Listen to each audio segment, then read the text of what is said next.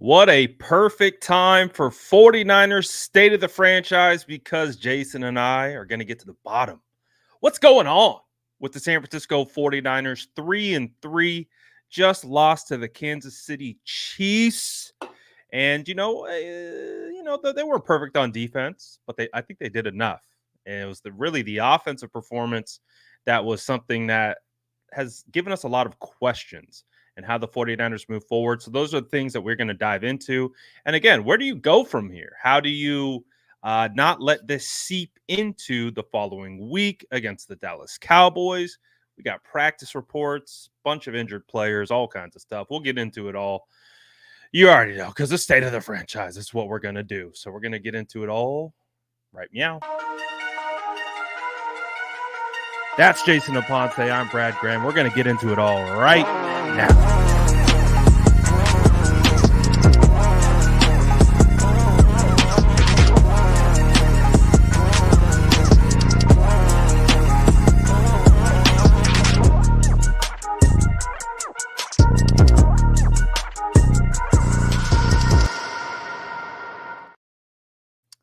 Mr. Aponte. Vibes. What are they like? Did you just order a large Farva right meow? I want to know what the vibes are like right meow, okay? Right meow. Am I saying meow? Yeah. Everything's Wow, good, man. nimbly bimbly. No, Nope. no, it's good. It's about like 80 degrees here on the East Coast, so the air conditioners are on. Doesn't feel like it's October, but it is October based on what's going on in the NFL. And there's a certain baseball team that's going to be playing in the World Series on Friday, so I'm all right. I feel okay. Well, we know you're doing just fine. I'm okay. I'm okay. Let's just say I'm your I'm New okay. York Yankees, making it to the big show. But the point of this episode is, can the 49ers make it to the big show? Because we had a big show rematch against the Kansas City Chiefs, and boy, was it a disappointing effort. I would say, and I don't know how you feel about that. It felt like there's been some disappointing losses this year. That one felt like that one took the cake. Yeah, a little bit. I think what was more disappointing about it is just now the difference, right? The Chiefs are down everyone. The Niners are down everyone. Pat Mahomes doesn't even have a good game technically, and then that's what you get, right? Like and it's just like there's just levels, and I think that's what's the most disappointing thing is the Chiefs. And I've said it all week. The Chiefs don't have to play perfect to beat you. They don't even have to play well to beat you. But you have to be as close to perfect to beat them. And the Niners were nowhere near that. And the Chiefs just continue to find ways to win, partly because of their quarterback, partly because of their coach who has them prepared. And I think that's what's disappointing is the levels to it is everyone's missing someone. We're all banged up. The Chiefs were crestfallen when Juju Smith-Schuster left this game.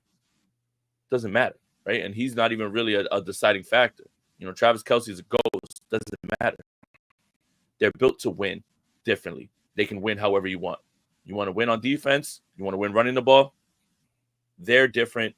The 49ers are not in that discussion, unfortunately. What do you think the biggest difference was? I agree with you in your assessment that there was multiple different levels and aspects to it. And I agree with the sentiment that injuries can't be an excuse, even though obviously losing Brandon Ayuk for the year is absolutely heartbreaking. My thoughts go out to him. I know it's been a weird year around that topic, but man, you got to feel for the guy. But unfortunately, he's done for the season. And as a result of that, you have to rely on your other guys. And then Deebo Samuel only gets a handful of snaps before he goes out with pneumonia, actually gets hospitalized. I mean, it's just like, oh my goodness, Juwan Jennings is already out. So yes, we knew the 49ers had to shift gears to Ricky Pearsall making his NFL debut after missing all of training. We understand, right? It's not an excuse. They have They're down Rashee Rice. You mentioned it. You've already listed it. So what was the biggest difference in contributing factor to the 49ers losing that game? The small details in the funniest way, however this makes sense. Um, the Niners offense and the entire team for for all intents and purposes have been one thing goes right in one aspect and then something else is wrong. And what I mean is the Niners get 2 play calls that should go for touchdowns. And whether it's muddy pocket that couldn't be stepped up, either way, either of those things are underthrown. But those are 2 touchdowns, and they should be. But the little half a second that you don't get to be able to step into the throw is part of the execution. And it's just part of what the Chiefs were doing. It just feels like when the play call's right, the execution's off, and vice versa. And almost if the offense is good, the defense is bad. If the defense is good, the offense is bad. The team just, once they figure something out during a game, the other thing is wrong. They have yet to have the offense. I don't even want to talk about special teams, so don't even bring them up. Like, don't even worry about that because they're just terrible. I'm not even going to talk about the special teams, like, because there's no fixing that. There's no fixing it. But when they haven't gotten the offense and the defense to play together in one game, and one could supplant the other, one could compensate for the other, but it just seems like when the defense plays better and they hold Patrick Mahomes to a 44, QB rating and 2 interceptions, you would think, yeah, the 49ers offense should do enough. But they didn't. And when they were blessed with opportunity after opportunity, they're moving the football down the field, whether it's off of turnovers, whether it's them just moving the ball, turnovers, interceptions. And point blank, the things that were in Brock Purdy's control were off in this game. He just didn't have a good game. Now, it doesn't mean anything other than what I just said. Brock Purdy wasn't good on Sunday. The things that he could control, he didn't control. And there were times where he threw the football, and I said, I have no idea who that's going to. What were you looking at? And very rarely have we said that. But credit to Spagnuolo, credit to all of them or whatever. It's just when you needed a little bit, you needed one play. All you needed Brock Purdy to do was not throw those interceptions in the red zone. But it's just with the offense, it feels like we bitch and moan about play calling so much. And then when the play call's perfect for Cowing to run down the field for a touchdown, for Kittle to run down the field about a touchdown, then you get, hit, with the underthrown pass. So yeah, it's frustrating because everything hasn't been clicking. Nothing's been clicking. In fact, if one thing is good, the other thing's bad. If one thing's bad, the other thing's good. But you can't win with both being bad. You can win probably if the special teams doesn't do too many bad things, but you can't win when the offensive defense is off like that. I feel like the word that we keep mentioning or have mentioned throughout the year is complementary, right? And that even goes between play call and execution, right? Just like what you were talking about. If the play call was there, the execution wasn't there. If the play call wasn't there, like it turned into even a worse situation. So I agree. I thought there was a lot of missed opportunities, and when the opportunities were there, they weren't even fully taken advantage of. And you can get in, like you said, you can get into the finger pointing game of like this guy didn't do this or he didn't do that. And at the end of the day, an offense is 11 guys playing together and doing the same thing. And when that isn't happening and the defense is getting constantly around your quarterback and clearly he's uncomfortable, it makes for a bad day in the office. So by far, I would say that was probably Brock's. I mean, there's no way to sugarcoat it. It's probably his worst performance of his That's his worst career. game. I think, No question.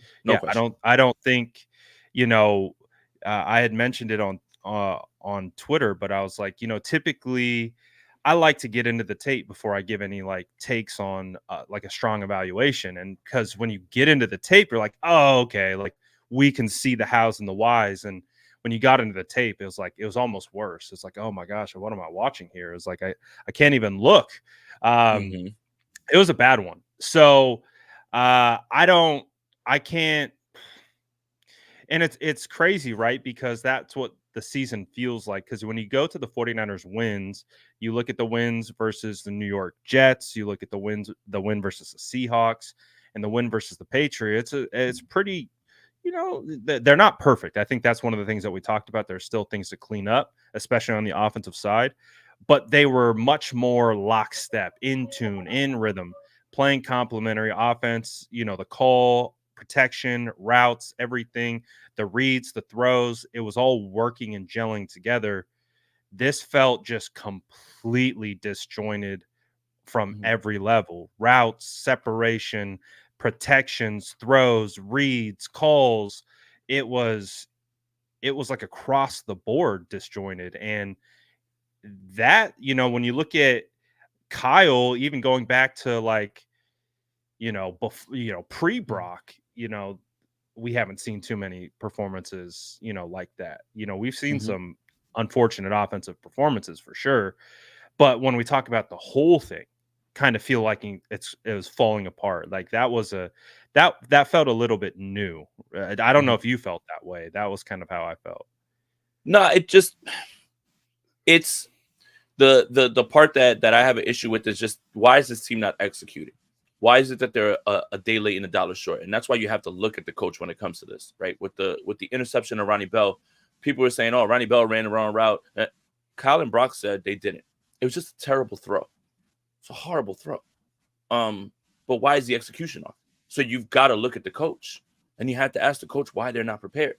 Why don't guys understand their assignments? Why are guys playing like they don't get what the whole concept is? Why is your quarterback throwing the ball 10 feet over Ronnie Bell's head when he ran the right route? Um, and for everybody in here, Robert Saleh did join Green Bay, but he's joining the offensive side of the ball. Matt LaFleur just announced to be in a complementary role to teach his offense about defensive schemes. Uh, Oh, like that that's you can official? That's an official thing? Yes, you can look that up. Matt LaFleur just announced it. You can look that up. That's not him. That's just an advisor role. He's not a coach. He'll Right. just be collaborating with them. It'll be similar to the Consulting. idea of like like Vic Fangio being an advisor or whatever it is, like during the time. But I just wanted to clear that up because I saw it in the chat. But right now, in this game, when you look at it and you say, well, why are guys running the wrong route? Why do offensive linemen feel like they're off here or there? Why does it feel like this guy's missing his blocking assignment? Or you got to go back to the the coach. You have to look at the coach, man. And I don't think that means anything other than the coach right now just needs to answer questions about why his team is just a step slow almost on everything. Why is it everyone seems like they're just ahead of the 49ers in almost everything, in almost every game? And your team that is built this culture that has guys that know what's going on and understand everything. Why is it that it feels like they're playing like they don't get it? I don't know the answer, but I know they're not executing. So I mean, that's as easy. You don't have to be an X's and O's guru to see that. Right. There's little things that if you watch the tape back, there's little things where like guys are just one step to the wrong side, and it's allowing someone to shoot their block, and that's it. It blows up the play.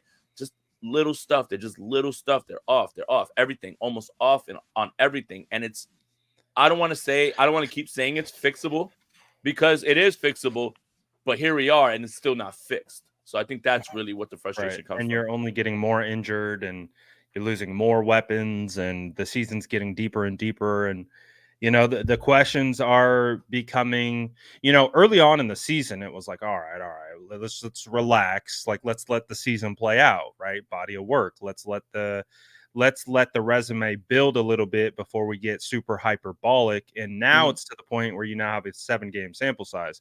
That's enough to be able to look back and be like, all right, we see some reoccurring issues. Like that's when we try to identify and see the things that are either corrected or not corrected. And it keeps popping up. So we keep running into things. It feels like the good defensive coordinators know what the 49ers are doing. It Yeah. feels like they have a read on the way the 49ers are calling pass protections. It feels like they're completely Mhm. keyed on it. They're throwing the overload blitzes. Kyle talked about that today. He did not seem very thrilled about the question. Um, So, I don't know. Like, again, I don't know what the answer is. I'm not an offensive genius. I'm nowhere near the level of football knowledge that those guys are inside that building. So I'm not going to sit here and Mhm, tell them how to do their job. But we can see, mhm. just like you said, you don't have to be a guru to be able to be like, that doesn't look right. And so that's what we keep seeing is we see a lot of things that don't look right. And let's bring it back to Brock a little bit, because I do think it deserves a little bit more of a conversation, because we go from a game against Seattle where you have analysts borderline calling him an elite player with how he played in that performance, and then we go to this one against the Chiefs and it's the polar opposite. And do you assign that more towards physical attributes, or do you assign that more towards just how he was mentally processing the game? Both, I think, a little bit, right? Like on this play that you're talking about with the overload blitz that Shanahan was referencing, the ball's got to be hot and it's got to get out to Kyle Juszczyk right away.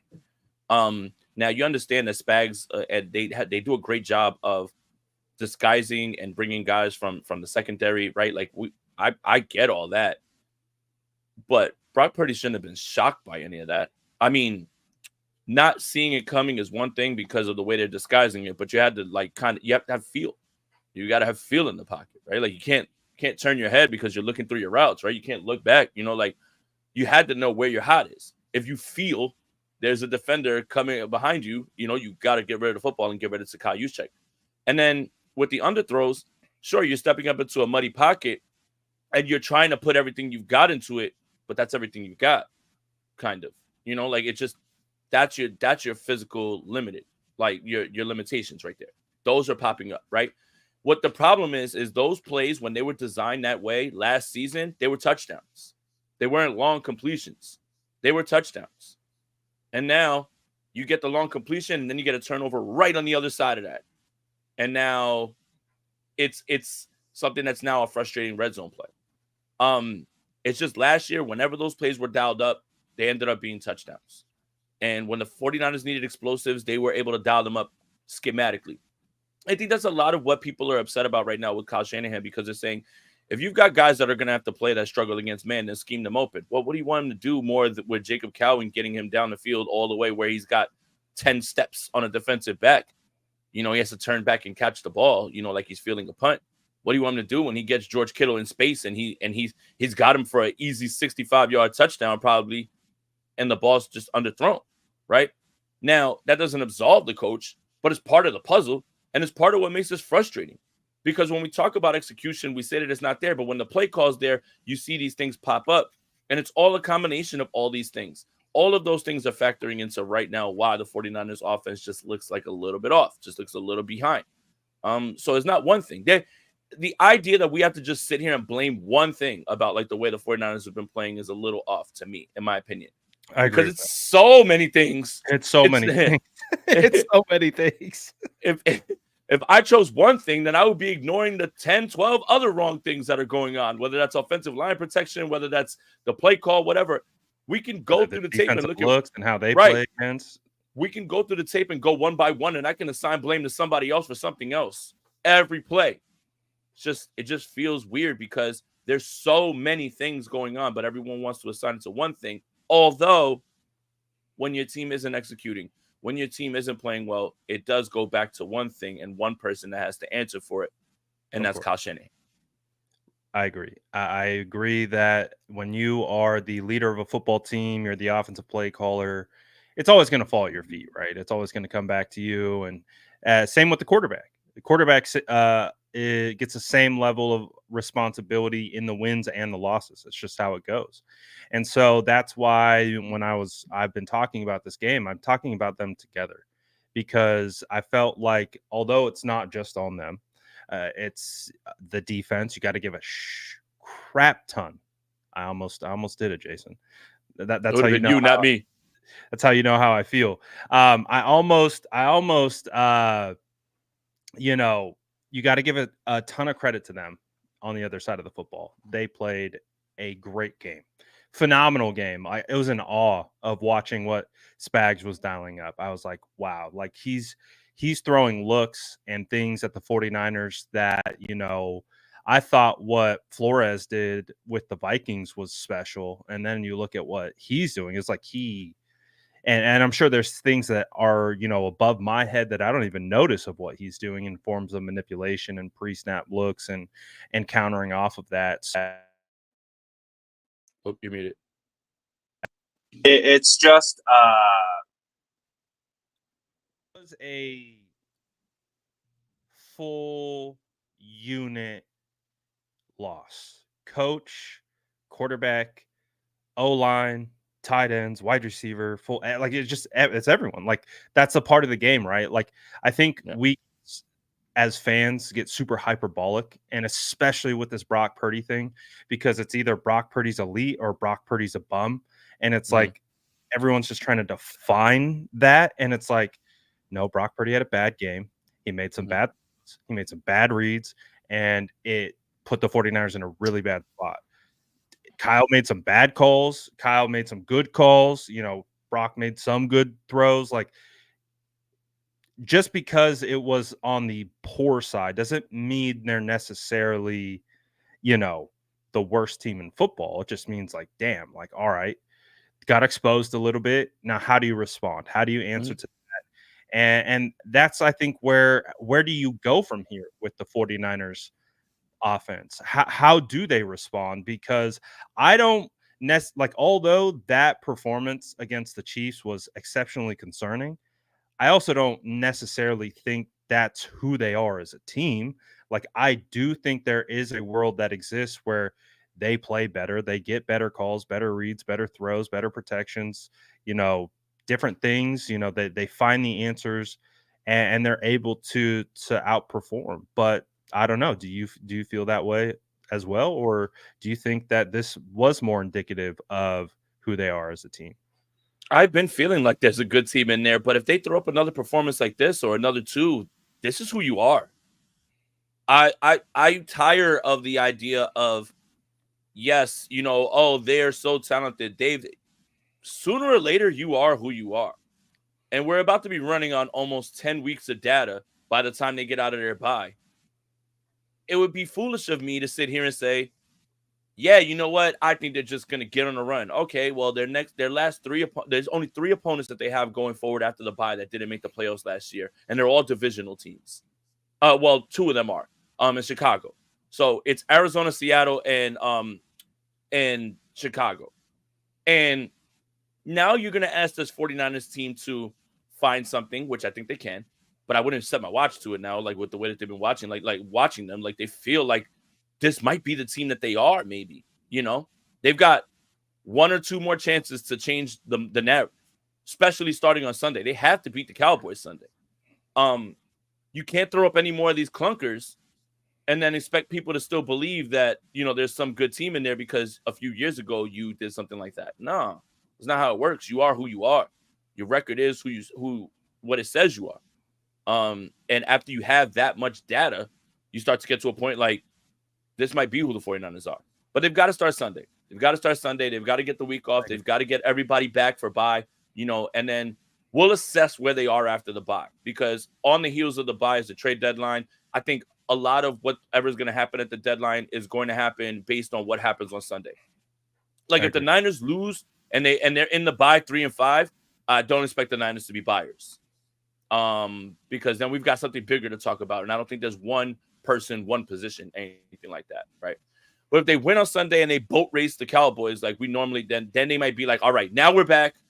Now we get the week off. Let's assess. Let's figure out where the reinforcements are. Let's find out what we can do in the trade deadline. And then you go into the rest of this time, and Tampa Bay is going to be without Godwin and Evans, and all these other injuries that are piling up. You don't know what teams are going to look like. You might have a chance to be the team at the end of the season that is healthier than other teams because all your injuries were early in the season. But the idea of like, well, I know there's a team in there that's better than this because there's no way for them to be playing this long. Maybe if they throw up another 1 or 2 of these games, this is who they are this season. And I think, unfortunately, like it just feels bad to even say that. Yeah, it does. Like no one wants to hear that. Like obviously, if you're a 49er fan, you don't want to be talking about draft in the middle of the season, and we don't want to get to that point either. And we don't want to be talking about like, all right, well, the 49ers are mathematically eliminated from the playoffs. Like, what do you do now? How do you start focusing on retooling? And I can guarantee you, every single person inside that building feels the same exact way. Now, I think we can all call a spade and say that they are in a really tough spot. They are, they are 3-3, but with how the 49ers just lost against the Kansas City Chiefs and some of the questions that came from that, it does now put a sense of urgency on them to be able to get this thing back on track in a absolute hurry. One of the things that we can point to, though, this year is that whenever the 49ers seemingly find themselves with their backs against the wall, Right. have responded. Right. So, and when you look at the leadership group, when you look at the key pieces in this locker room, they are a part of that. They are, Kyle included. They have been able to dial up the answers. They've been able to figure out how to respond the following week. So, while it does feel like, holy crap, that loss against the Chiefs was painful, I think, in every form and fashion. Like you Mhm. mentioned too, Patrick Mahomes did not play good football.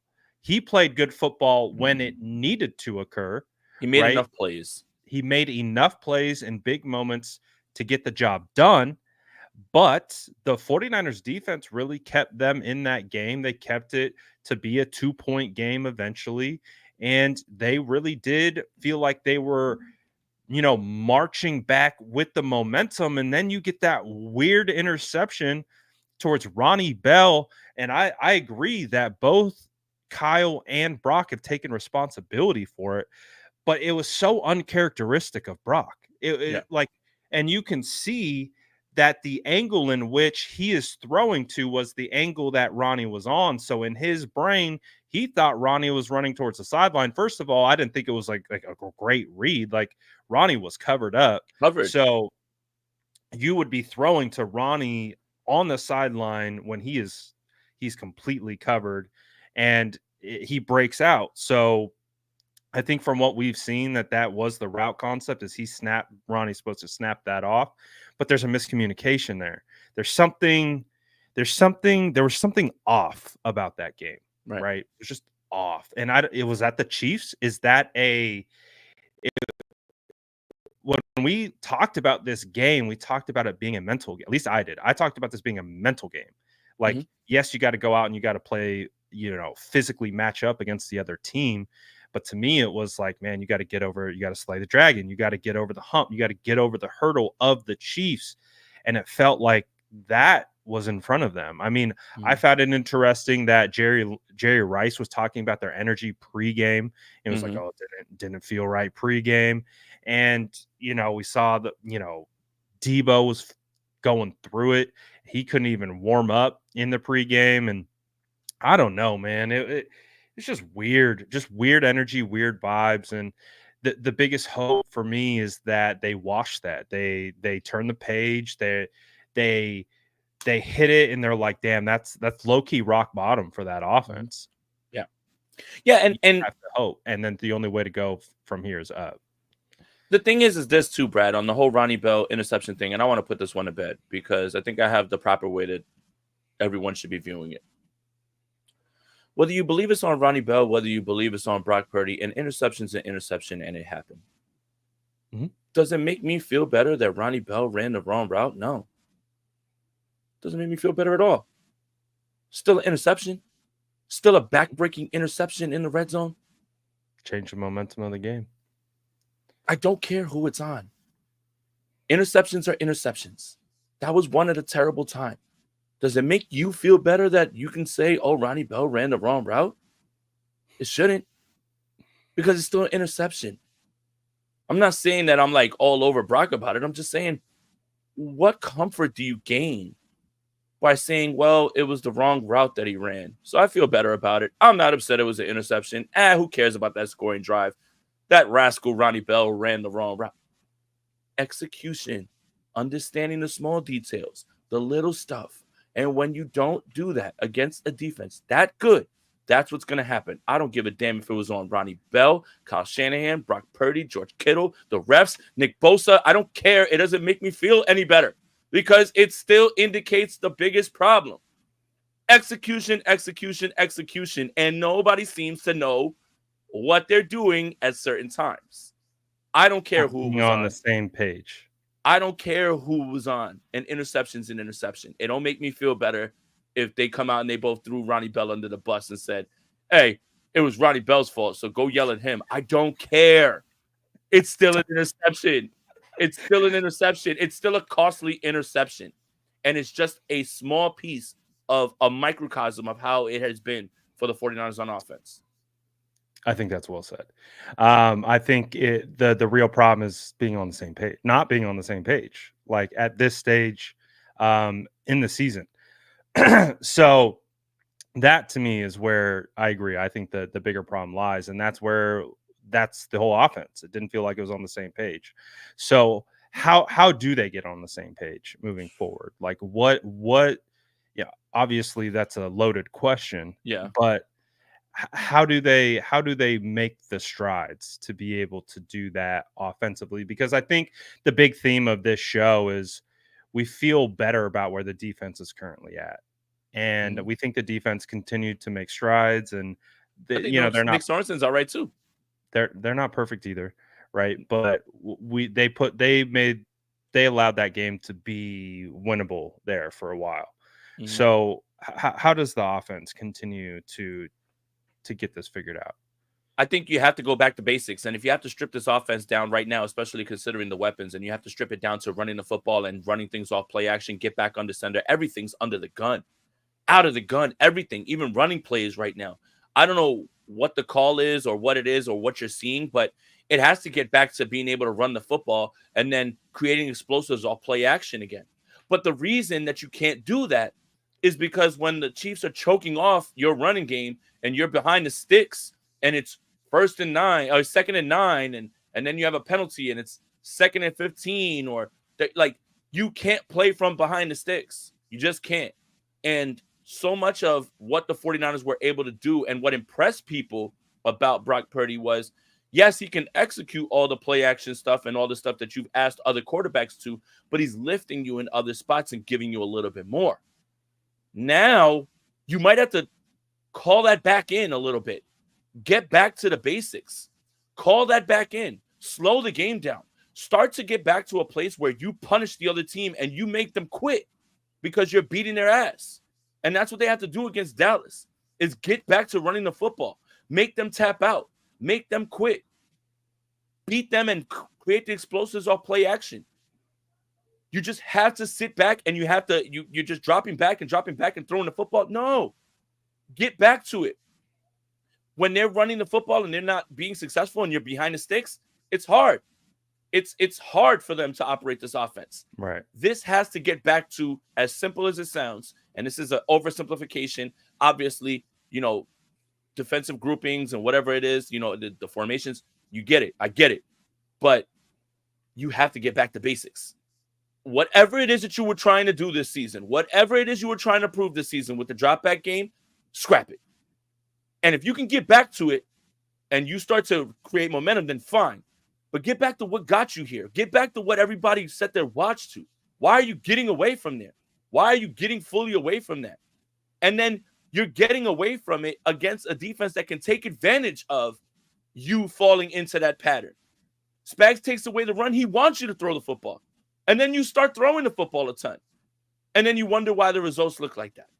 It's a combination of poor play, the defense in front of you, personnel, all of it. But you still have to find a way to generate offense. And if you're not running the football, then that becomes increasingly difficult for this team, especially considering all of the injuries that they have. It felt like an opportunity for the 49ers to get the ball out of Brock Purdy's hands quicker, right? I think We saw that one little quick screen, tunnel screen to Jacob Cowing where it went for a decent gain, and Nice play it was call. it was maybe like one, or you got maybe two of those in that game. Yeah. Um, it felt like, you know, now I'm thinking about it. Like, when was the last time you've seen a good old fashioned screen from this team? With Debo when McCaffrey's on the field. But that's the Like a thing. It's screen to like, a running back, and not like a tunnel oh, screen or a wide oh receiver yeah. screen, like a Oh no, you're right. straight up, like Yeah, 1-2 offensive line go, quick little dump off to the running back. And, yeah. again, one of the reasons that you run screen is to take advantage of the rush up field, and then you just drop the ball in on the other side of the head. It's a high completion percentage type of play, right? It's easy, like, and if you have a defense that is throwing Aggressive. aggressive blitzes at you, wouldn't it seem easy to, like, kind of parlay that into a screen? Like, we talk about, okay, Brock's got to see hot. Well, rather than being hot, why don't we just turn it into a screen? Why don't we just turn it into a straight? That's where we're going. Primary is running back, and it's going to be a little two-step turnaround, pop it up over the defensive lineman because they're screaming upfield, and then we take advantage of the voids in the defense. Like, I feel like there's opportunities to just, like, get the ball out quick. Like, and when we've talked about Kyle's, passing, when it was, Brock's a yak merchant, right? Back in 2022 and 23, it's because he's getting the ball out of his hands quickly, right? Wasn't that part of that went into that? So it feels like there are things that the 49ers can do, right? It Mhm. feels like they can get into it. And that's the hope, right? Moving forward, is that little bit more creativity, a little bit more ingenuity, a little bit more not a lot more execution, right? And let's get into a rhythm. And I think you said it. It starts with running the football. When they can run the football, get ahead of the sticks. Um, I spoke to Alex Smith about that last night too. We were talking about these things, and he's like, man, Kyle's offense is really predicated on staying ahead of the sticks. And when you don't, if you're playing in third and long situations, that's not where they're built. They're not built to be successful in those areas. They're built to be facing at third and twos and third and threes or third and ones. Like, that's where they start to go on their drives and their rhythms, and then you get into play action and you get into all these rhythms. And to your point, we're seeing a lot more drop back, and we're not seeing the drives building, right? We're seeing more chunk plays opposed to death by a thousand paper cuts, where they've had so much success before. I'd kill for a 16 play 75-yard drive to open a game against the Dallas Cowboys. Um I don't know. And obviously this is just me speculating on the outside, but it does feel like Kyle Shanahan and the 49ers are trying to push back on a narrative about, system quarterback and everything, and they're kind of trying to shove it at everybody's face that it's just like, Brock can do whatever you want. And at times, yeah, but it shouldn't stray you so far away from what you're known to do. I think they're being fine running the football. Obviously, the Chiefs present a different challenge when they're able to, stop the run and everything as well too. Like, I get it. I get that part.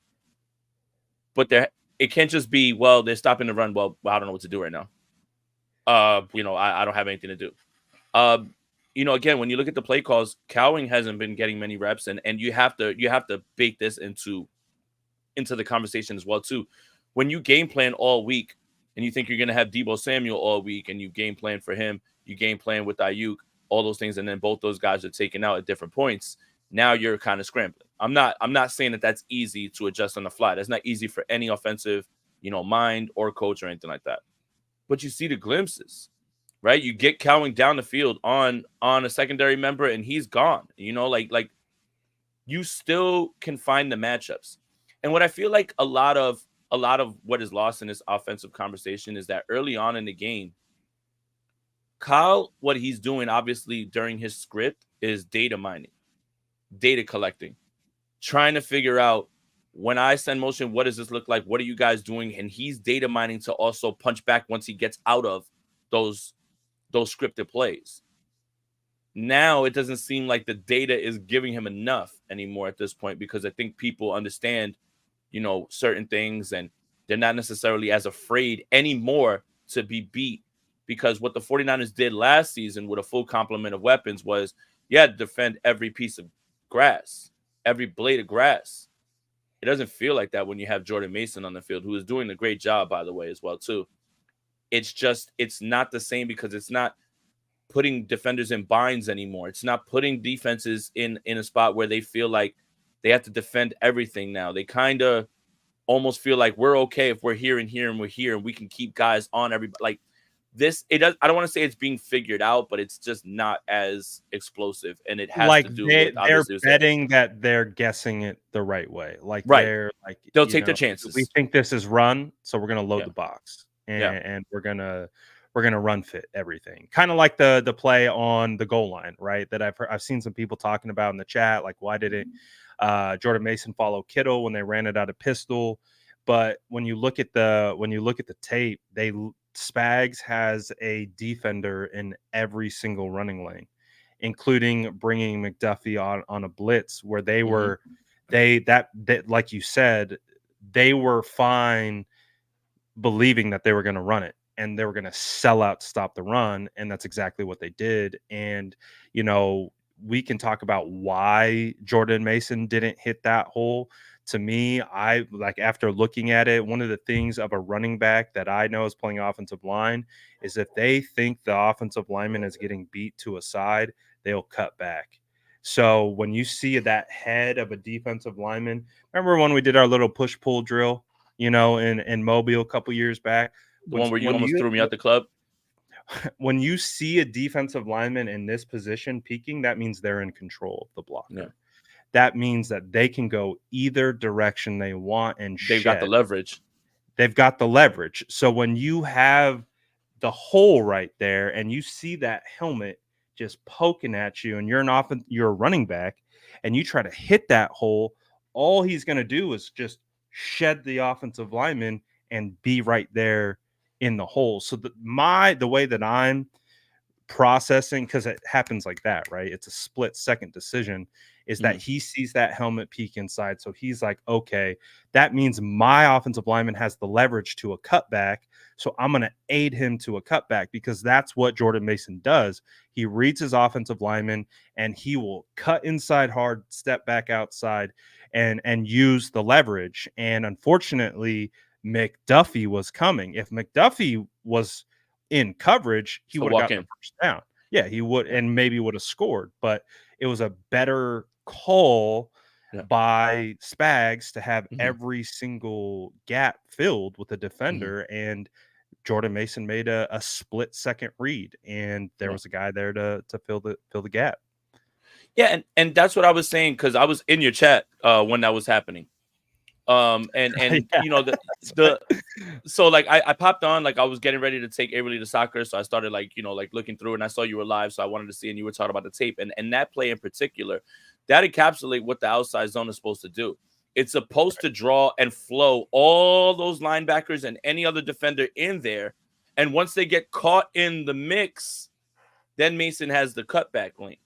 Now, when you're looking at it, it looks like, because of the slow get off, like at the beginning with the blocker, he starts to get a little like, oh, I don't know. And then by the time he makes the decision to get to the cutback, McDuffie's there. See what I'm talking about? With one, well, even the defensive tackle too was there because he shed Banks, and that means he levitated into the opposite gap that he cut into, and he was there. So there's two guys to stop him.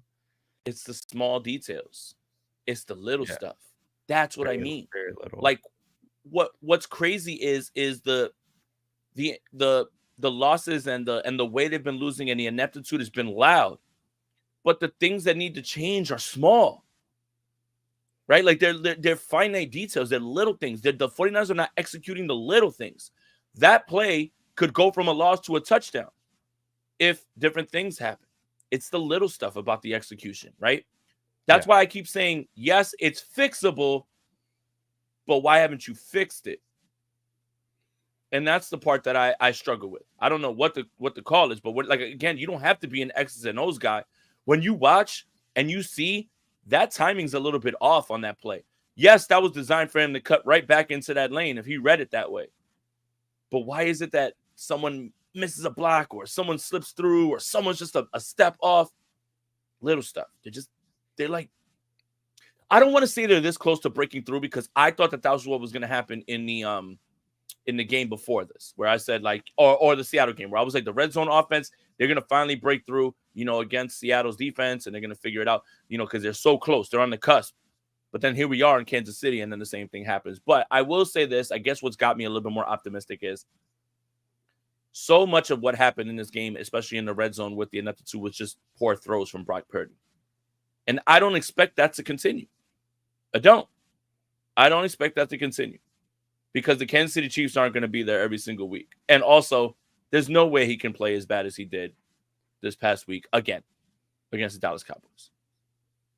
Do you think the Dallas Cowboys can duplicate what Spags does? No. Or try to? No. That would be a disrespect to Spags.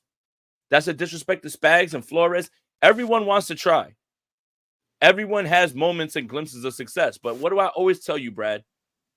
The mind, the personnel, if you don't have it, then try it. Go for it. But you don't got the personnel, you don't got the defensive mind. So you can have plays of success where we're like, you know what, we're going to man up right here. And you know what, you might get off the field on the third down. But again, if you start changing around who you are personnel-wise and what you think your defensive coordinator could do, because the Kansas City Chiefs, the best defense in football, put on a masterclass, do it. I say do it. But again, with this, it's Brock can't turn the football over in those ways. Those weren't 50-50 balls. Those weren't balls where, you felt like, oh, that was just a tip pass. Those were just throws right into the hands of the Chiefs. And that can't happen. And I don't think it'll happen. But Dallas is going to try. Dallas can't, though. They can't. Yeah. What did you think of Brock's first interception? Play action, naked boot, defender bearing down.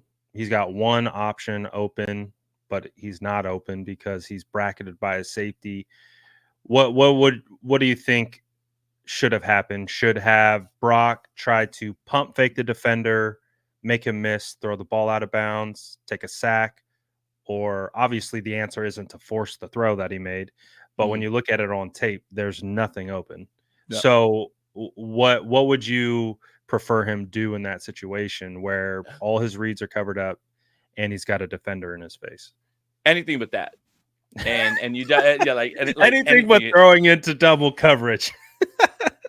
I think it's as simple as that, right? Like when you think about it, you really have to just either take the sack, throw the football out. The good quarterbacks know when they're cooked, right? The good quarterbacks know when to take calculated risks. And I'm not saying Brock's not a good quarterback. I'm not saying that. But I'm saying I consider him to be good, so I consider him to, he should make the right decision there. Uncharacteristic. Right. It felt he just forced it. Like, oh, hope he gets it, and the safety just undercut that thing. And because he's gained so much success with the off-script stuff this season, this is why you have to rein him back in. Pull him back in and say, listen, we're getting back 3-step drop, 5-step drop, balls out. Recognize it, see it, throw it. You love the off-script stuff because obviously it's what sells tickets. But, man, you've got to rein him back in. Reel him back in, get back to basics. Get back to basics. You can take and live with those plays here and there, but it can't be the biggest part of your game. You have the ability to do it, but that's not who you are. I think there's a difference between it. I think we fall in love with the fact that Brock has those runaround plays and he makes those plays, and he has the ability to do it, but that's not who he is, especially not in this offense, and that's not who he should be. He should be delivering the ball quickly, decisively, understanding where to go with it, and we'll take one or two of those plays, but it shouldn't be many more of those things. That's the stuff that I'm talking about, is stripping down this offense back to running the football, play action, easy throws. All that stuff opens up when you start to run the football more. Yeah, I agree. I agree with that. So first interception, take the sack or try to make a play and take the sack. Don't throw it. basically, is our answer there. Don't So do that. second interception, got to get on the same page with whoever your receiver is. Whoever's at fault, doesn't matter. Can't do that there, right? So Yeah. interception is interception, Yeah. especially in that moment. Crucial Yeah. moment. Can't do that. Third interception. What do you think of that one? Because he did get hit. He He did. was he was getting tackled by Karlaftis, who beat McKivitz on an inside move, and no one was open. But he chose to throw it into a bracketed wide receiver. Forcing a Is play. the move to take a sack? Yes, and that's forcing Yeah. a play right there. That's forcing a play because you want to make a play and you feel like we need this to get back in the game and everything. But when you make that play and you go the other way, that kind of just ends the game right there. Look, it's one of those games at the office, man. For any quarterback. I know Josh Allen has no interceptions this season, but for the most part, there's games like that where Buffalo Bills fans want to, hit themselves on the head. Like there's games like that. Jason, we're saying throwing it away isn't an option because if you throw it out from the pocket, that is Intentional intentional grounding. grounding. Yeah, he would have to throw it like over the head of but by far over the head, like through the uprights. Or so, like he's on in the that pocket. particular play, I guess, you had Jordan Mason going out into the flat to the left. You just would have sailed it over his head to the left. The rule is you have to be outside the tackle box in order to throw the ball out of bounds, or else it's a penalty, intentional But that's grounding. that's a lot to process when George Karlaftis is right on you off the rip.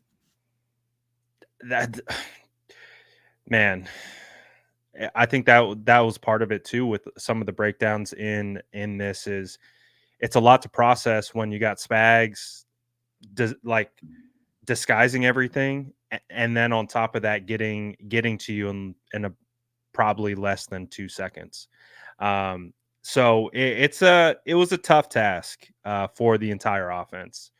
Offensive line, wide receivers getting open. You gotta tip your cap. Like, I know it's easy to focus on us, right? Like, it's easy to focus on, oh, we just screwed everything up. Kyle wasn't calling the right plays. Brock wasn't making the right reads. He wasn't throwing the right throws. Man, that was a phenomenal performance by the defense, dude. It's one of the best 100%. performances of a defense I maybe have ever seen on film. It was, it's very few and far between.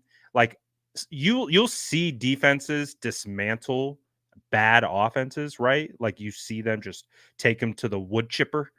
But we know the 49ers are a competent offense. Like, even if they might be disjointed and might have some issues here or there, we know that they're capable of putting up 30 on anyone. And when you see Spags clamp them like that, it's like, woo!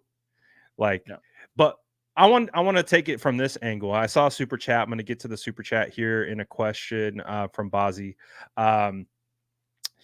Do you think that seeing these looks from Spags, from Flores early on, can actually help provide the data, like you mentioned, that Kyle's trying to gather in game? Can he use this now to be like, all right, it's a copycat league. Everyone's got this film. They're going to try to either, like you said, it's not easy. You can't replicate it because you don't have the mind of Spags, but people can try, and you're now familiar. So when you see certain looks, you see certain things. Are there plays that you can go to? Are there, again, things that you can move away from to put yourself in a better position to be successful moving forward? Because you're not gonna face this defense week in, week out. Right. Yeah, and I think you can. And I think what's the best indication of it is in the Super Bowl, right? And everyone was screaming, "Oh my God, whatever the Ravens are going to do, that these guys will be able to do." But for the large part of that game, the Chiefs sat in zone, and they started getting hit, by Purdy, and Purdy was like, moving the ball. Now, obviously, when you're not going to beat the Chiefs without scoring touchdowns, but they adjusted to man, and Debo leaves the game, Kittle leaves the game. You got guys that are getting blanketed, like there was a little bit too much like towards Ayuk's way. I think you can. The problem is what at least I'm more confident in right now to be true is Spags adjusting quicker than Kyle and having better adjustments in game. I think if we're talking about going into a game and you feel like you're going to see something and you get it, and Kyle's been preparing for it, then they are going to be able to move the football. But once that switch gets changed with the adjustment, I trust Spags to be a better adjuster than Kyle does. And I think that's something that no matter how much you watch, because you're expecting something all game, once something that you're expecting all game changes and you've got to adjust on the fly, I would say that's one of the things that Kyle Shanahan has to improve on exponentially, expeditiously, immediately right now, when it comes to that. So I think that's what it is. Kind of loosen up a little bit. I think it's tough because they're giving you something that you're not seeing. And then I think that's what makes people so upset about, like, well, if Kyle, you're a genius, whatever it is, what is it that you're seeing that's got you completely flummoxed or has your offense so stagnant? I don't really think that it's like loosening up. I think that it's when somebody said this, and I read this in an article, I think that was like I put in or whatever in the Niners Nation. The Chiefs don't need everything to go right to win, obviously, because of who they have at quarterback. But the San Francisco 49ers, when things are not going right, they can't win. And the adversity aspect is the part that I get worried about more than anything. I don't think it's a player mindset because I don't think they feel like that. But it's just, like I said, when Spags adjusts and he starts to see his defense get cooked and they start to work, where's the same adjustment back? And where is it with you? And that's the part that I'm still talking about. Like, I'm just talking about that part right there. Like, we're just talking about, hey, not every defensive coordinator is going to be able to adjust. Not every defensive coordinator is going to have the dogs to run it. But those that do, they seem to have you in a spot where you can't adjust now. And you have now put the offense being stagnant. So, yeah, you can collect all the data you want because you're going to go into the game like, yes, I know exactly what they're going to run. When they run that, you're going to be fine. But when they don't, that's when you're going to start to be like, when they start to change it and they start to be effective, you're going to start to say, Kyle, why is it that like these adjustments have you in hell, essentially? Yeah, no, I agree. And when I say loosen up, I mean be less rigid to your plan. Okay, yeah, all right, yeah, Less rigid to the plan, right? Like my being bad, yeah, able to kind of make those changes and evolve. And I think we're on the yeah, same page with that. yeah, So my bad. no, you're good. You're good. I think that when we look at this offense and this performance, it was just one where it's like very disheartening, but I think there is something to learn from this. I think, typically there's like you hear those performances of like, yeah, burn the tape. We don't need to see that. Like, yeah, you kind of need to see. No, you do. You need to dive into this one. You need to do a post-mortem and you need to log it and you need to remember it because other teams are going to try to do this overload thing. They're going to continue to attack this offensive line because let's face it, they're finding creases and they're getting very close to Purdy, if not getting home. And it's creating a lot of uncomfortability within the pocket. And, it's turning plays that you would love to have it from touchdowns into not touchdowns. And I think that's again, a comorbidity of the entire group playing better together. Bozzy says, if Jennings and Debo can't play, who are your number 1, 2, and 3 wide receivers? Also, do you remember the failed play Mahomes did with Worthy? That was a The replay of the Super Bowl winner.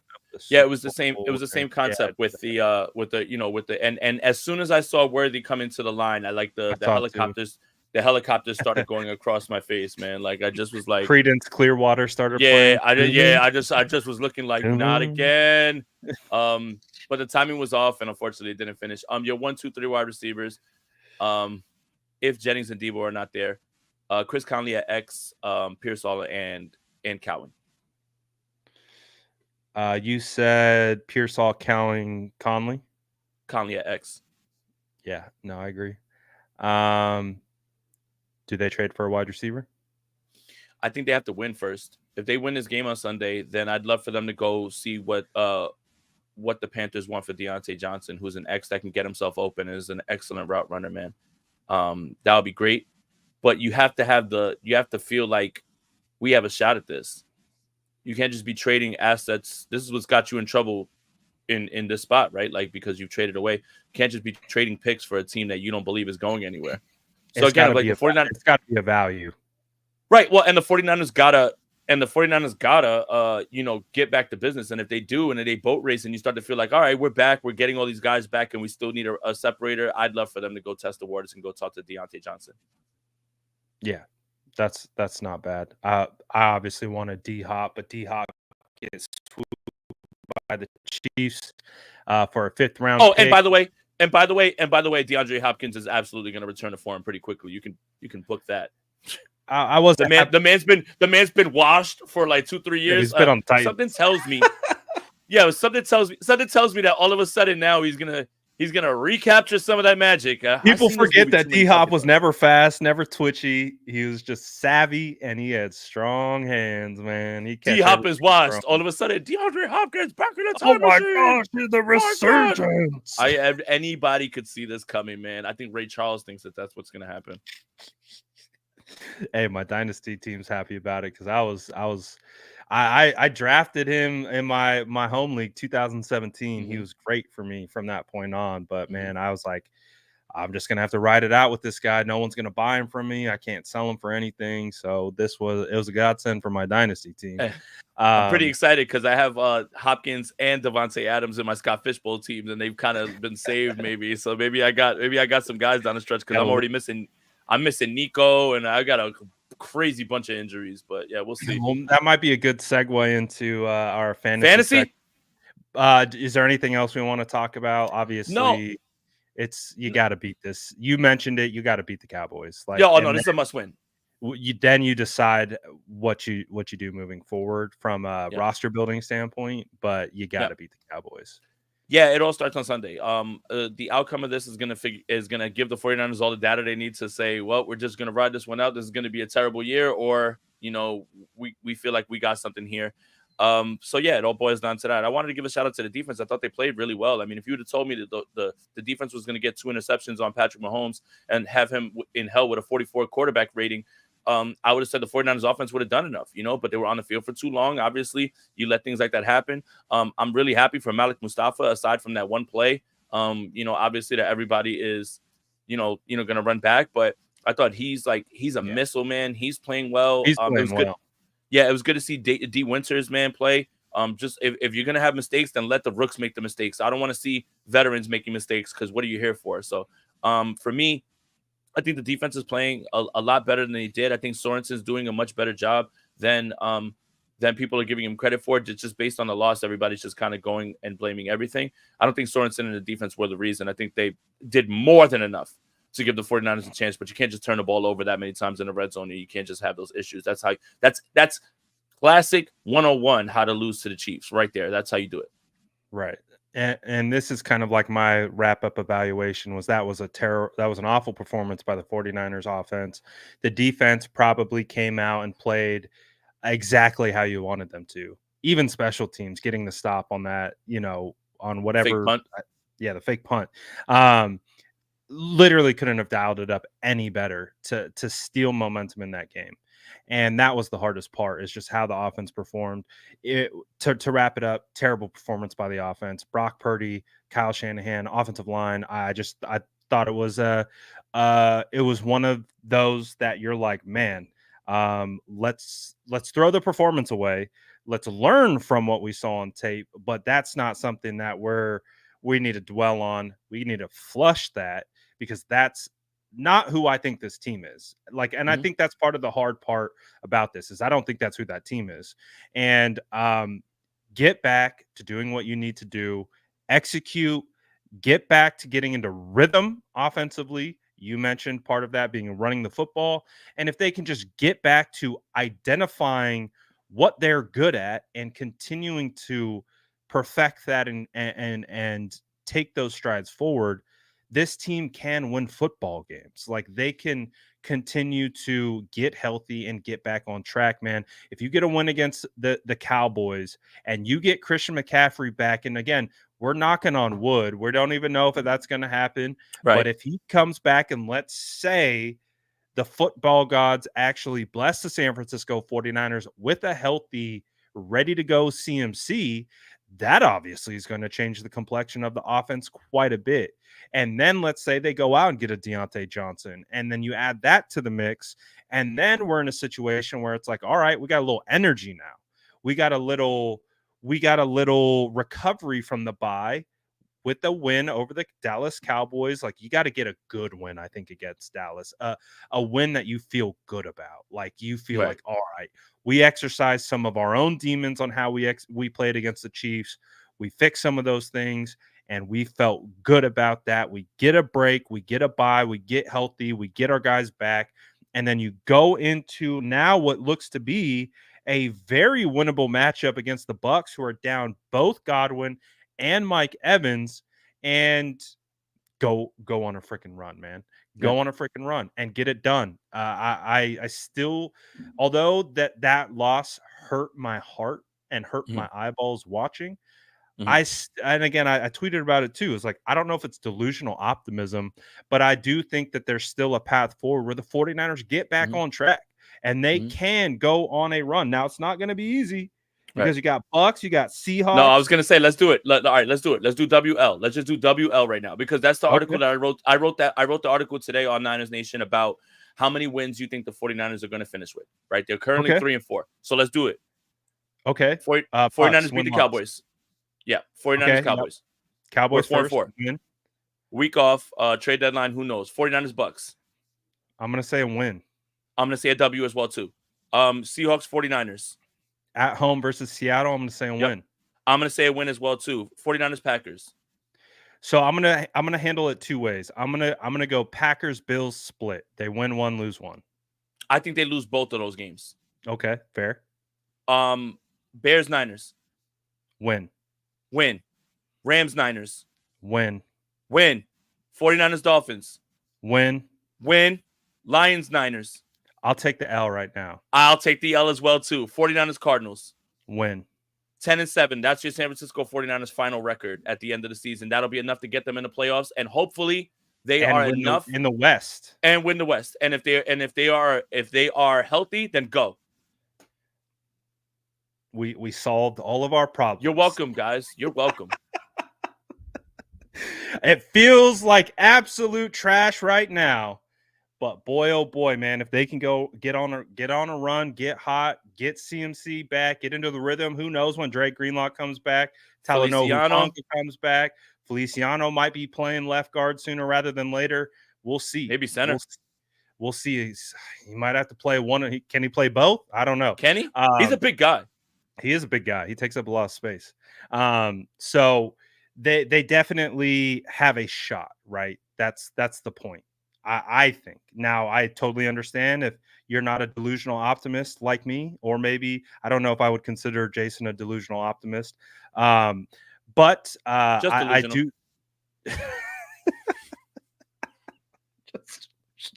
But I do think that there is a chance. So you're saying there's a chance? You're saying it. You're telling me there's a chance. Tell me there's a chance. That's all I need. So what was all that 1 in a million talk, Brad Graham? So, man, that's all I need. And like I said, until there's no chance, then we'll have those conversations, and we'll have that honest conversation. So, 100%. So I was saying it after that game. I was like, it's not over till the fat lady sings. She might be warming up those vocal cords. She might be doing her me, like, like warming them up, but she's not singing yet. So we gotta keep her at bay. And if they can do that, they can flip this thing. We've seen crazier things happen in the NFL, not just with this team, with other teams. And again, it's not saying all teams are created equal. It's just saying things happen. Things can change. Injuries happen. Look at the Bucs. The Bucs were like, oh, wow, fire offense with both Mike Evans and Godwin. Godwin's done for the year. Yeah, he's not coming back. And it's a dislocated ankle, unfortunately. That's something that, Right. It's tough, man. So it's like you gotta take it week by week, and until the clock strikes zero, you still got a shot. So that's how I'm gonna treat it moving forward. And they still have a quality enough roster to get it done. They just got to play better. Simple as that. Yep. And this is the toughest task of their entire time when you look at all the playoff teams that they're gonna have to beat. But I agree with Notorious GAV. I think we're burying the lead because I want to make sure that I say this. The Dallas Cowboys suck. And I am not, and it's up for y'all. I don't care who we just lost to. I don't care how we lost. And you will get me to think that the 49ers are going to lose to the Cowboys. You'll get that from my cold, dead hands. Get ready to get worked. And for 1 week, we're going to be so back. And I'm going to be so happy. Because you know what? If things don't go my way, whenever I see one of those terrible Dallas Cowboys fans walking down the street and talking, your team is not better than mine. So kiss my ass, the Cowboys. You definitely are getting smoked on Sunday. That's the energy that we need. We need to pump all that energy into Dallas, take all this pain, all this hatred, and we need to throw it at that star, that ugly blue star, Jerry's world. Come on, Jerry. We don't want you firing radio hosts now. So let's open it up for start sit fantasy questions that you guys have coming up this week. Shout out to Nick Chubb returning to my lineup. That is go. a beautiful sign to see. Boy, have some of my dynasty teams have missed him. Shout out to Rachaad White for absolutely cooking when it was looking real bleak there for him, because bench both of them for what it's worth. Bucky Irvin looks pretty darn good. Sean Tucker looks good. Hey, I started Sean Tucker last week. Did you? I did. Give me my flowers. What did he score? What was his points? 34 points. Off the waiver wire. I picked him the week before. When he blew up. Yeah. Because I had Rachaad White, and I'm in a dynasty league where he was on waivers, and I scooped him up and started him. Give me my praise. Give me my praise. Because everybody after was like, I need to get Sean Tucker. Too late. I got him already. Let's see if you guys do have any fantasy questions. Oh, here we go. J10.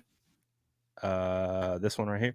Can you rank who you would play between Chuba Hubbard, Terry McLaurin, and DeAndre Hopkins? This one's tough only because Chuba's got a really tough he's got a tough matchup against Denver, and Bryce Young is going to start. So everything that we liked about Chuba was all turned around when Andy Dalton was starting. Andy Dalton, unfortunately, was in a car accident, so Bryce Young is going to start. McLaurin is now with Marcus Mariota, and that's horrible. Yeah. DeAndre Hopkins, who knows how much he's going to play. If I have to rank them, I'm going to rank them this way, but I feel gross about all three of them. I'm benching Chuba Hubbard in the league that I have him. So I don't see the path to his success, because even with Andy and they were getting boat raced by Washington, they still had garbage time. But if it's Bryce Young, we're right back where we started. I don't even want to play Deontay Johnson this week. Not that playing him last week was any better, but I would rank them the same way that you have it right here. But I feel gross about all three of them, unfortunately, J10. And it has to do with the quarterbacks and all the situations. So yeah, and Hopkins isn't going to play, so it's there's no guarantee that Hopkins plays, and even if he does play, I think what we've seen in the past is wide receiver trades. It takes a little while to make that transition. So definitely Terry at the top. I probably have to go Chuba default, because I don't know if DeAndre plays. So I'll probably stick with Chuba just because of the touches. I don't know what the money touches are going to be, and you could probably bet that they're not going to make Bryce Young throw the football more. I'm scared to death with Terry McLaurin and Marcus Mariota. I want no parts of it. Drake London or Cortland Sutton? Drake London after Cortland's triple goose egg. Drake London, not even question. I mean, the way that Kirk's been throwing him the football, my God, man, yeah, what is it, like 5th-year breakout? Like Drake London's finally breaking out in front of everybody's eyes, man. I've been waiting the longest time for it to happen. Just praying, and I'm super happy that he's finally getting the targets that he needs. I've also been waiting for the Darnell Mooney breakout for a long time since he was on the Bears. So that he's not as consistent, but he's still doing a lot better than what he was. Who would you start this week? Jennings, Addison, or Bateman? Man, Rashad Bateman is pick one out of three. Yeah, or do you need all three? Is Zay hurt?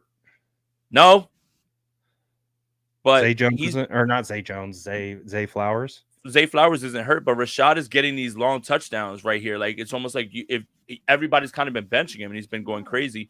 Alexa, I'm cooking right now. Turn off.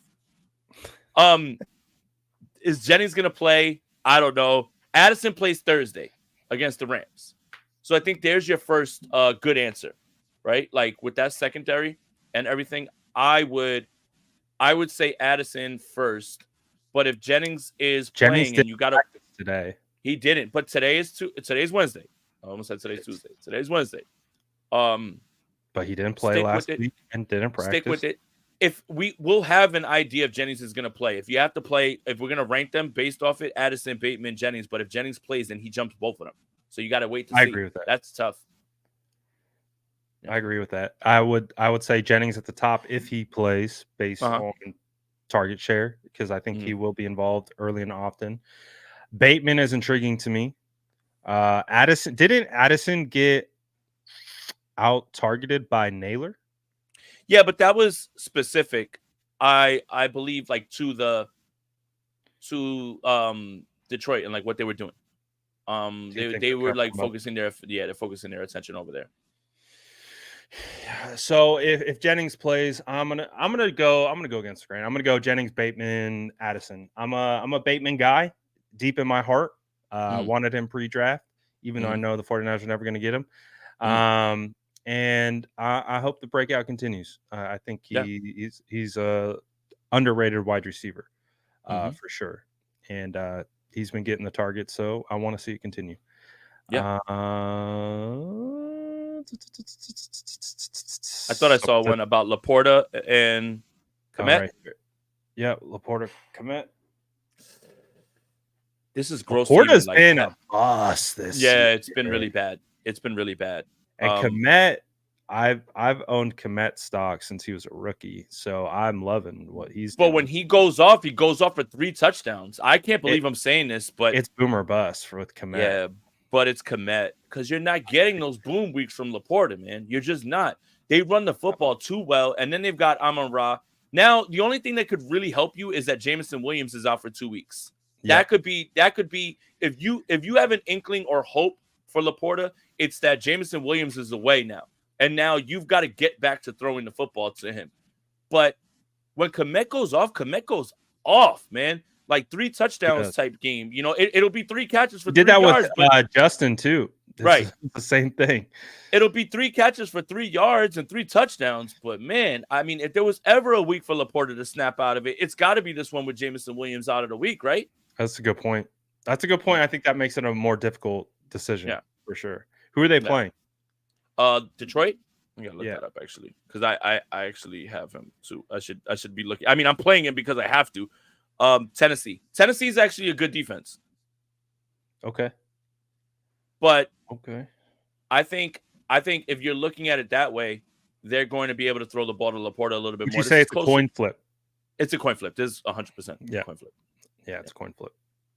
Where I would say that's a gut decision where your gut feels. Brad, real quick, while we're on the subject of fantasy, you see my mod in the chat, right, Ariel? Did he just comment? He's at the end. Yeah, at the end. The PPR one? Yep. Ariel runs a really, really cool fantasy football show that I think you should join and jump on with, man. It was a lot of fun doing the show with him and his co-host. So yeah, consider it, man, because he's looking for people who know ball, man. So all right, we'll do some fantasy talking. Yep.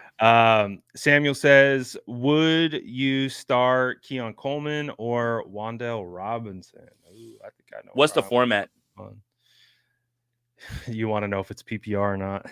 If it's PPR, then it's Wan'Dale, because Wan'Dale's going to get 12 catches for 17 yards. Target hog. Yeah, 12 catches for 17 yards. Like you can't beat that sort of, that sort of production when it comes out of that. You got to expect Amari Cooper to be more involved right now. And somehow Keon Coleman has the 3rd most receiving yards by a rookie wide receiver. And there's games where I can't even see him on the field at times. It's just like when he pops. I'll probably go Wan'Dale in PPR, 100%. Wan'Dale had 9 targets last week, 11 targets the week before that, 9 before that, 14 before that, 8. He is a target goblin. So, and he had 6 receptions last week, 5 receptions before that, and 6 before that with his monster reception game of 11 receptions. So, Yep. Wandale. uh, In if PPR, Wandale.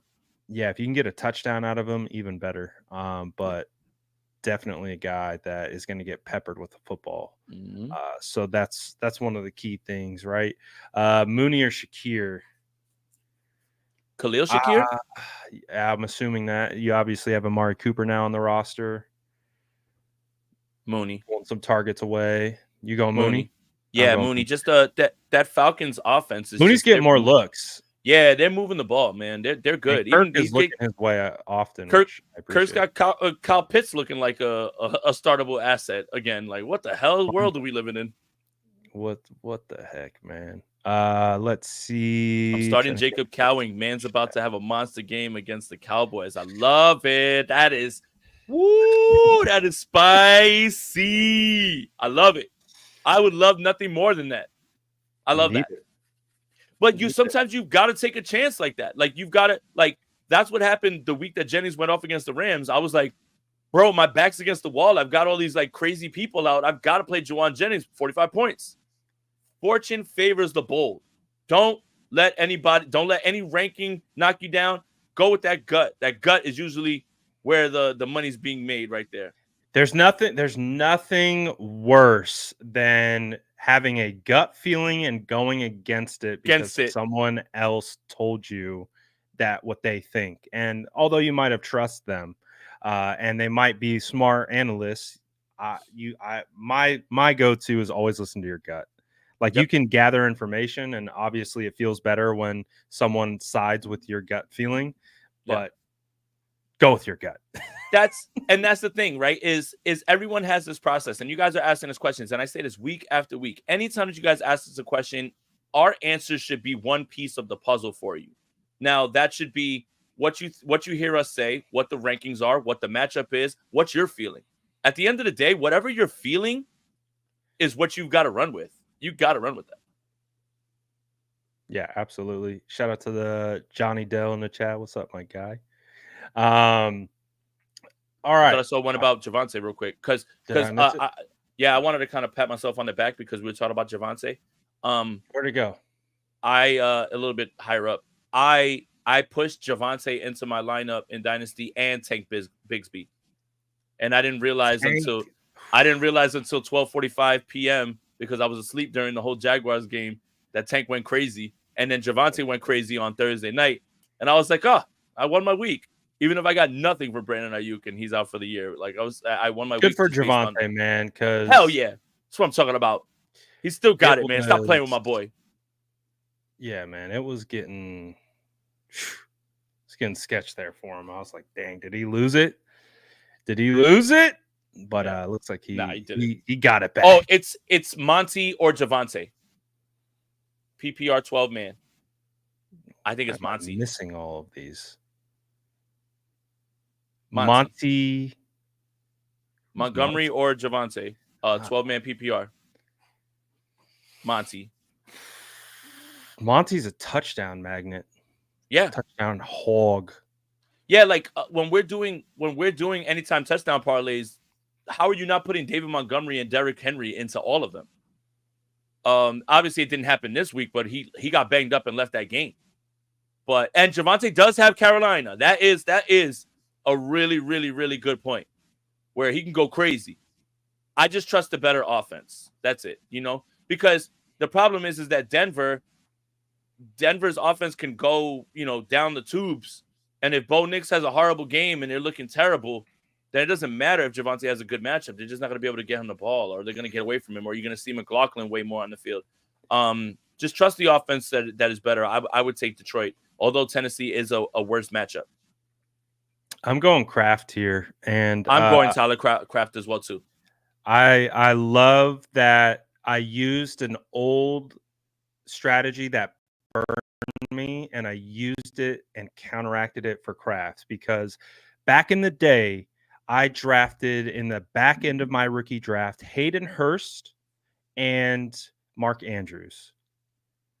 I dropped Mark Andrews, I think, before the season, because of whatever. I was like, oh, Hayden Hurst is the first round draft pick, right? Mm-hmm. Hayden Hurst is going to ball.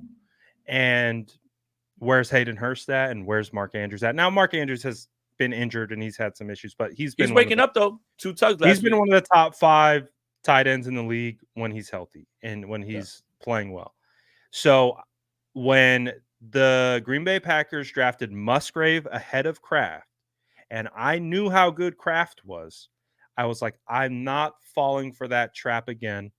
I'm getting Kraft onto my dynasty teams, and boy, I feel so good right now because I think Musgrave's on IR, if I'm not mistaken. Yeah, it's his And job even now. if he wasn't on IR, he was playing behind Kraft. So I used the old situation that I went through. I used it against. I learned from it, Jason, and so I'm all in on Kraft.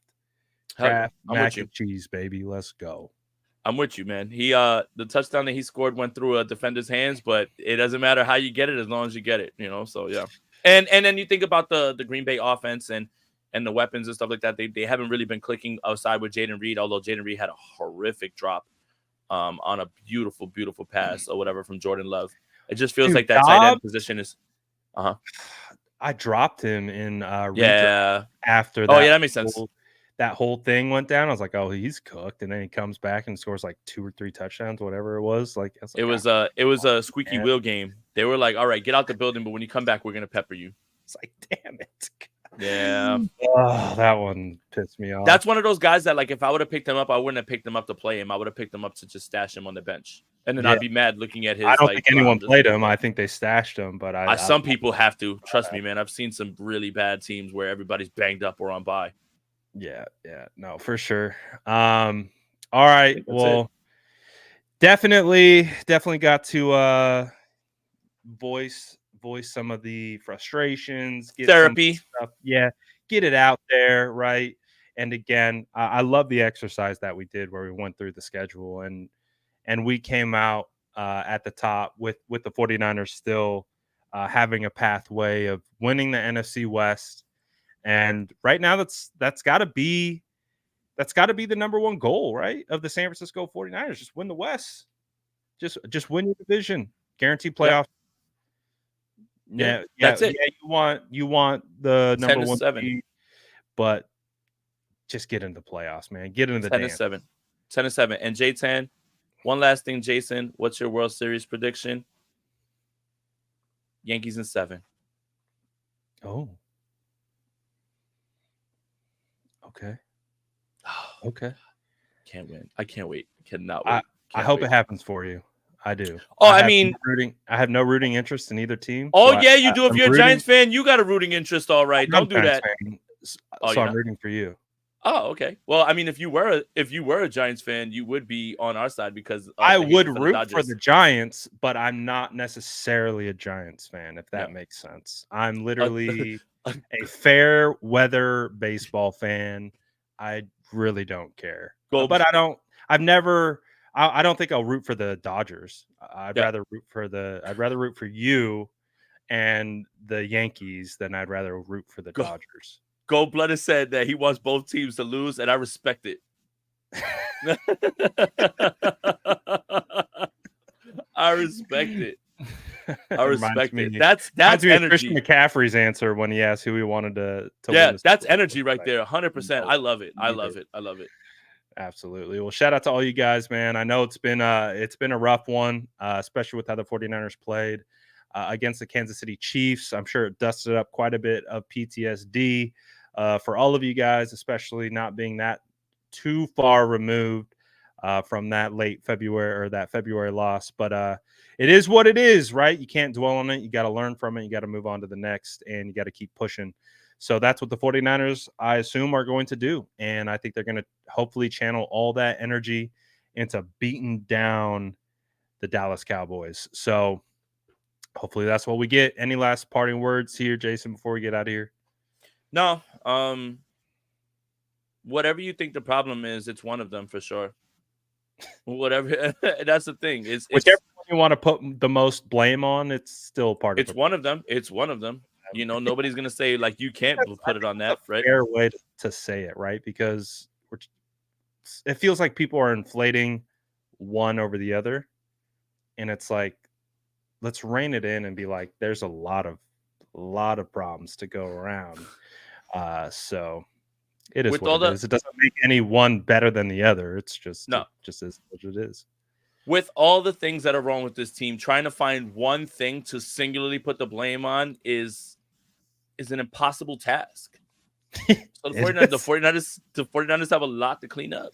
And They do. again, it's little stuff, it's finite details, it's small details, it's execution, it's everything, it's all of it, it's effort, all of it, Consistency. all of Yeah. it, all of it, all of it, all of it. It's not it I think what's easier for fans is to find one thing to blame. Scapegoat. Right. Like if I can put myself in a mind where I'm like, that's why we lost, and that's the only reason why we lost, then I don't have to worry about anything else because that's Right. why we Because then lost. you remove that problem and then you're like, oh look, problems are fixed. It's Right. not, unfortunately, Right. not that simple. Right. So at least I don't know if this is good or bad news.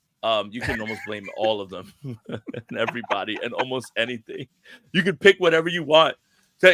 So spin a wheel, throw a dart at a wall, and you know what? If it You know, lands on something, you might be you know what? Yeah, that is the problem too, actually. you know what, Jason, the delusional optimism is kicking in. I'm gonna say it's a good thing because they can all get better. They can all improve. They can all turn It's the ship all around. uphill from here. It's It's all uphill. there's only one way to go when you hit It's rock up. bottom. That's It's right. up. And That's we're it. praying to the football gods That's that this hopium. is rock bottom. That's That's insane hopium. that.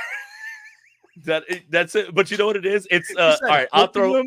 Did you Yeah, say I'll throw hopium? I don't know if I've hopium. ever heard that That's hopium. before. I That's big hopium. guaranteed I'm gonna be using that. That's Yeah, fantastic. that's big Hopium? hopium.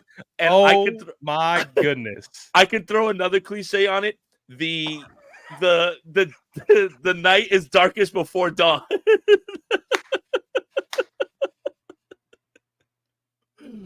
Oh my god, It's man. darkest in Oh, the middle of the night. What are you that's talking it. about? Darkest Oh before no, dawn, man. man. We're right. All right. Let me do the Aaron Boone thing. It's Hopium. right there in front of us. We're right in front of it. We're about to turn the corner. All right, guys. And it's to be like Yep. in the middle of like a Yankee like 7-game losing streak. We're right there. Okay. We're right there. It's right in front of us. We can fix it. All right. We can fix it. That's Aaron Boone. That's what he would say about the 49ers. Okay.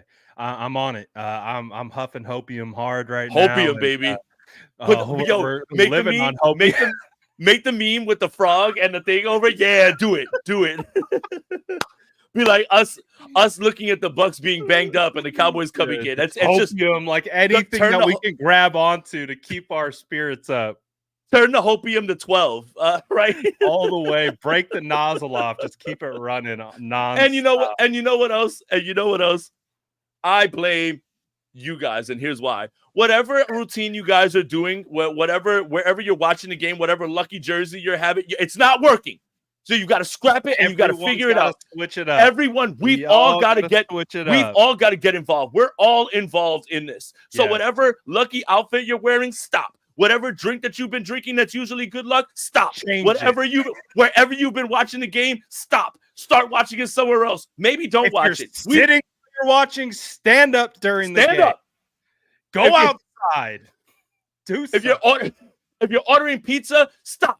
Order buffalo wings or something. We've got to figure out. This is all on us too to help figure this out as well too, man. We all have a part in this, and I am disappointed in you, me, all of us. We've all got to be better, man.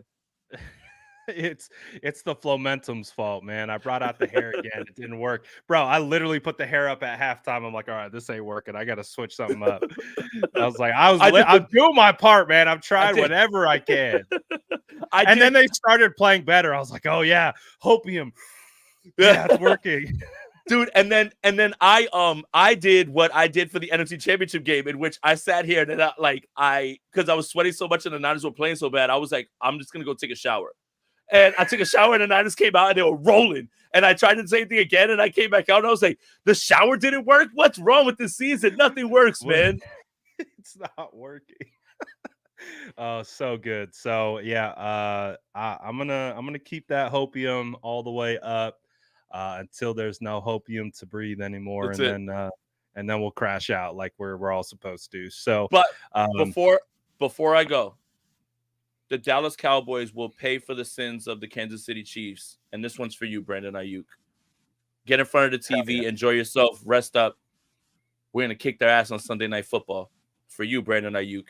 And you, the Dallas Cowboys, you will pay for the sins of Andy Reid, Patrick Mahomes, and the Kansas City Chiefs and Steve Spagnuolo. I don't know why you will, but you will. But you will. That's just what we're rolling with. Absolutely love it. Shout out to everyone for tapping in. Make sure you sub to both channels, like the stream on both channels, all that good stuff. Again, if you don't like the streams, you better like it, because I don't know, we say so. Let's just get this win, man. Let's get back on track. Let's get some nice hopium huffs into this bye, man, and get this thing back on track. So appreciate everyone as always tapping in. State of the franchise. We out. Peace. That's Jason Aponte. I'm Brad Graham. We're going to get into it all right now.